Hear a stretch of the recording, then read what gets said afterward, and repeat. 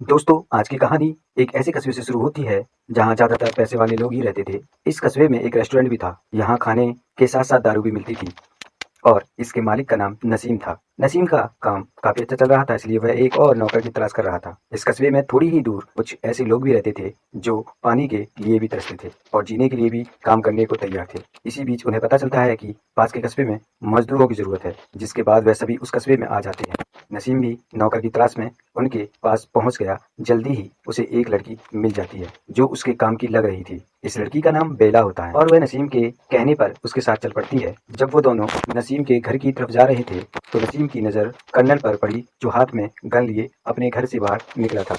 नसीम को कुछ गड़बड़ लगती है, इसलिए वह जल्दी जल्दी कर्नल के घर में जाता है। उसने जैसे ही दरवाजा खोला तो उसके सामने कर्नल की बीवी और उसके लवर की लाशें थी। लाशें देखकर वह घबरा गया और बिना कुछ बोले अपने घर की तरफ बढ़ने लगा। घर आकर वह अपनी नौकरानी मारिया को पहले बेला से मिलवाता है और फिर उसे कर्नल के बारे में बताता है कि उसने अपनी बीवी और उसके लवर का खून कर दिया। मारिया को सब बताकर वो जल्दी जल्दी अपने रेस्टोरेंट पहुंचता है। यहाँ कर्नल अपने दोस्तों के साथ बैठा था। कर्नल के साथ ही उसे शाबाशी दे रहे थे क्योंकि उसने अपनी पत्नी और उसके प्रेमी को मारकर महान काम किया है। जबकि उनकी बातें सुनकर नसीम हैरान हो रहा था। कुछ ही पलों में यह बात पूरे इलाके में आग की तरह फैल गई, जिसके बाद लोग उसकी पत्नी के बारे में कई तरह की बातें करने लगे। कुछ का कहना था कि उसका कस्बे के कई मर्दों के साथ चक्कर था, तो कुछ कह रहे थे कि कर्नल उसकी प्यास नहीं बुझा पाता था, इसलिए वह दूसरों के पास अपनी प्यास बुझा जाती थी। यहाँ कुछ लोग कर्नल को महान समझ रहे थे तो कुछ लोग उसको राक्षस भी मान रहे थे। एक नंबर का कमीना आदमी भी बोल रहे थे क्योंकि उसकी नजर हमेशा जवान लड़कियों की बदन पर रहती थी। शाम को कर्नल की बीवी का फ्यूनरल था, जिसमें नसीम के अलावा पूरे कस्बे में से सिर्फ एक ही औरत आती है जिसका नाम नीमो था। फ्यूनरल खत्म होते ही कर्नल पार्टी में शामिल होता है, जिसका इंतजाम उसके दोस्तों ने किया था। इस पार्टी में मजे करने के लिए लड़कियों का भी इंतजाम किया गया था और यह सब देखकर नसीम एक बार फिर हैरान होने लगता है। पार्टी खत्म होने पर नसीम अपने घर आया तो बेला घर के बाहर ही लेटी हुई थी। नसीम के पूछने पर वह कहती है कि मैं तुमसे पहले कैसे सो सकती हूँ। यह सुनकर नसीम उसे समझाता है कि तुम्हें इंतजार करने की जरूरत नहीं, अपना काम खत्म कर तुम आराम कर सकती हो। नसीम के पड़ोस में एक अमीर आदमी का घर था जिसमें रीटा नाम की नौकरानी काम करती थी। घर के कामों के साथ साथ वह आते जाते लोगों को लुभाने का काम भी करती थी। उधर रेस्टोरेंट में नसीम बेला के बनाए घोड़े अपने ग्राहकों में बांटता और इसी बीच सबकी नजर कर्नल पर पड़ती, जो अपनी बीवी और उसके प्रेमी की लाशों को दफनाने जा रहा था। अब सबका कहना है कि दोनों का प्यार सच्चा था, तभी तो मरने के बाद भी दोनों साथ में रहेंगे। नसीम ने अभी तक शादी नहीं की थी और वह सबको बताता है कि अगर शादी के बाद मेरी बीवी ने ऐसा किया होता तो मैं उसके टुकड़े टुकड़े कर देता, क्योंकि जिस गाँव से मैं आया हूँ वहाँ धोखा देने की सजा भी यही होती है। बेला के बनाए पकौड़े सबको बेहद पसंद आते हैं, इसलिए नसीम खुश होकर बेला के लिए एक तोहफा लेकर आता है। काफी रात हो गई थी। वो जब बेला के पास आता है तो वह बिना कपड़ों के सो रही थी। नसीम खुद को संभाल कर एक तोहफा देता है, जिसे देखकर बेला बेहद खुश हो गई। जबकि बेला का नशीला बदन देखकर नसीम खुद को ज्यादा देर तक रोक नहीं और वो बेला को दबोच लेता है। बेला तो पहली नजर में ही नसीम को दिल दे बैठी थी, इसलिए वे भी उसका साथ देने में लग जाती है। बेला नसीम के साथ रिश्ता बनाकर खुश थी, इसलिए वह दिल से घर के सारे काम करने लगी, जबकि नसीम पूरा दिन बेला के ख्यालों में खोया रहता। ऐसे ही एक दिन वो बेला के ख्यालों में डूबा हुआ था और अचानक उसे किसी गड़बड़ का एहसास हुआ, क्योंकि रेस्टोरेंट में सन्नाटा छा गया था। लेकिन जब उसने हिम्मत करके बाहर देखा तो सामने बेला खड़ी थी और सभी लोग उसे ही देखकर चुप हुए थे, क्योंकि वे पहली बार सबके सामने आई थी।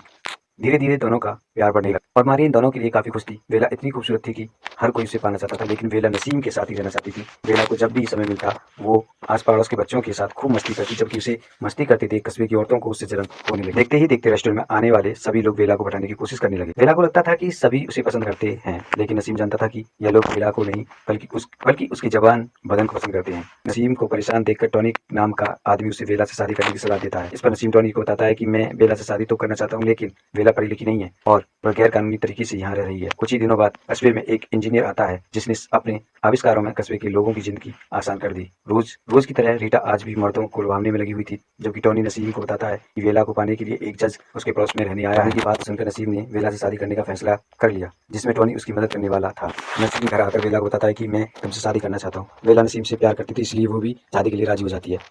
जल्दी ही दोनों की शादी हो गई। नसीम और बेला तो इस शादी से खुश थे, लेकिन मारिया उससे भी ज्यादा खुश। दिन भर काम करके जैसे ही नसीब घर पर आता तो बेला उसकी बंदूक को सहलाकर उसकी सारी थकान दूर कर देती थी। नसीम उसे अपने साथ हर जगह ले जाने लगा, लेकिन जल्दी ही वह समझ गया कि बेला अमीर लोगों का रहन सहन कभी नहीं अपना सकती। अब तो उसे बेला के अनपढ़ होने पर भी शर्म आने लगी थी। इसी बीच इंजीनियर को रीटा के मालिक की बेटी वीना से प्यार हो गया। दोनों जब भी मौका मिलता तो वही शुरू हो जाते, लेकिन जैसे ही इस बात का पता वीना के पिता को लगा तो उन्होंने इंजीनियर को वीना से दूर रहने की धमकी दे दी, जिसके बाद वह दोनों कस्बे से भाग गए और यह बात भी आग की तरह पूरे कस्बे में फैल गई। बीना के जाने से रीटा खुश थी क्योंकि वो जेरी नाम के आदमी को पसंद करती थी, जबकि जेरी को बीना पसंद थी। और अब बीना को जाते ही जेरी के करीब आने लगी थी। उसने जेरी को एक खत लिखकर सब कुछ बता दिया और इस तरह इन दोनों का भी चक्कर शुरू हो गया। एक रात कस्बे के एक जाने माने आदमी को किसी ने गोली मार दी, जिसके बाद पूरा कस्बा हमलावर को ढूंढने लग गया और हमलावर बचता बचता नसीम के घर में घुस गया। नसीम इस वक्त नींद में था, लेकिन वेला ने कोई आड़ सुन ली। जब वेला देखने के लिए उठी तो हमलावर ने उसे पकड़ लिया, और जो उसी का दोस्त फैनी था। फैनी उसे बताता है कि मुझे टॉनी के पिता ने हमला करने को कहा था। इसके बाद फैनी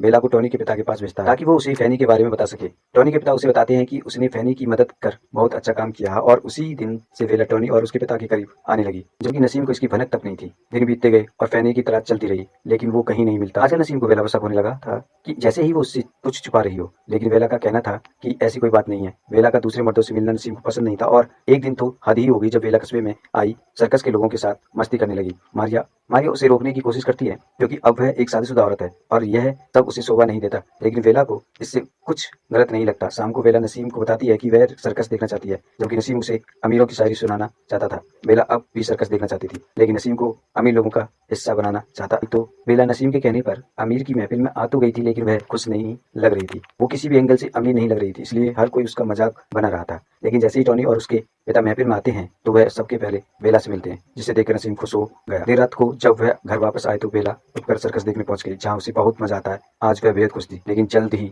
उसकी जिंदगी में तूफान आने वाला था। अगले दिन जब वह नसीम रेस्टोरेंट में गया तो उसका एक नौकर चोरी कर रहा था। नसीम उसे पीटने लगा और मार से बचने के लिए नौकर कहता है कि तुम्हें मुझ पर नहीं बल्कि अपनी बीवी पर ध्यान देना चाहिए, जो रोज तुम्हारी ही दोस्त टॉनी को अपना रस पिलाती है। उसकी बात सुनकर वो जल्दी जल्दी अपने घर पहुंचता है। यहाँ सच में वेला टॉनी के साथ थी। टॉनी उससे माफी मांगता है, लेकिन नसीम उसकी पिटाई कर वहां से भगा देता है और उसने वेला को अपने घर से जाने को कह दिया। हर बार की तरह यह बात भी सबको पता चल गई। नसीम वेला से बहुत प्यार करता था और वह चाहकर भी उसे मार नहीं सकता था, इसलिए उसके एक वकील दोस्त ने टॉनी और वेला पर यह इल्जाम लगा दिया कि टॉनी की मदद से वेला ने नसीम से नकली शादी की थी ताकि वह इस कस्बे में आराम से रह सके। जल्दी ही सभी ने मान लिया कि इनकी शादी नकली थी और इस तरह नसीम बदनामी से बच जाता। कर्नल की तरह नसीम भी जश्न मनाने लगा तो वो खुश तो बहुत था, लेकिन फिर भी उसे हर जगह वेला ही नजर आ रही थी।